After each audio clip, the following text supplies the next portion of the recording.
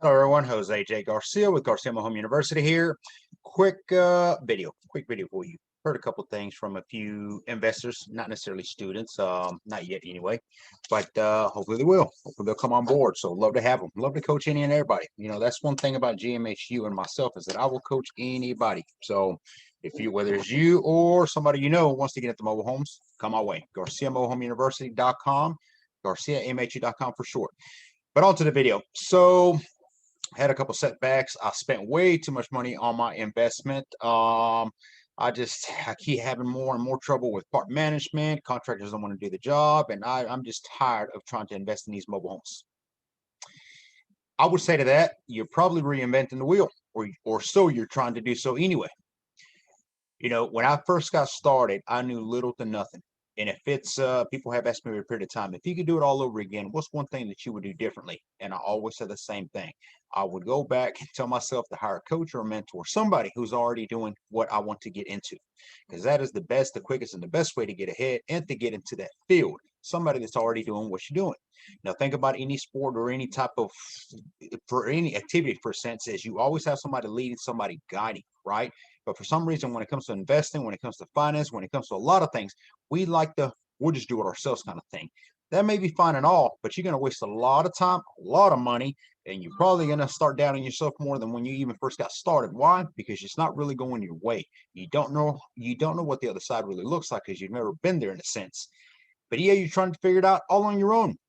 There's nothing wrong with taking initiative and going after something you believe in and trying to figure it out. That shows a lot of drive and definitely determination. So good for you, whoever it is trying out there doing it. But I would say stop wasting time, stop trying to reinvent the wheel, and get out there and just get your coach and mentor, or at least partner up with somebody who's already doing it. Ask questions. Then again, watch out for YouTube channels like this. This is all free content to you. When I got started, there weren't all these videos out there. You know, mobile homes are no longer a shadow kind of thing. They are out in the light and people more and more are starting to get into.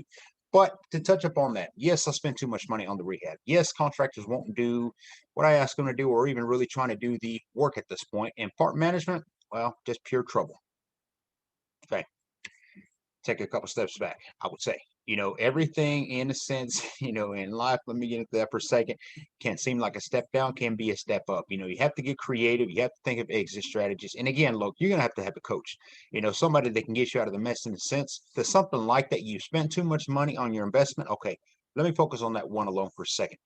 I would say, okay, you were trying to sell it, but you spent way too much money. So let's just use, and I'm not using their numbers. Let's say you're trying to sell a mobile home for 20K, okay, and you got 15,000 into it. I would say, yeah, you spent way too much money on either too much on the mobile home itself, too much money on the rehab, too much money on the labor, too much money on all the above. Maybe it totaled up to three-quarters of what you're going to sell it. That is the opposite of what we're supposed to be doing. You know, a good deal within mobile homes is one third of the final ARV, final sale, right? That being said, that on that same $20,000 home, you shouldn't spend more than about 7,500. That's tops. That's material, labor, holding, utilities, the actual mobile home, all exclusive, all the above, right? So for something like that, I would say, okay, well, don't turn around and try to sell it now. Okay, no, you're not going to play landlord in a sense. Maybe you do want to be a landlord. If you do, then just hold on to it for 20 years and you get all your money and a whole lot of sum. But if you're not, you simply want to sell it. But now, okay, you may only be able to get 18 for it and 3,000 for all the work all the time. Is it really worth the time? You know, sometimes just getting out of a deal many times is worth it. But I would say, what about doing an RTO? Maybe even a rent to own with an option two.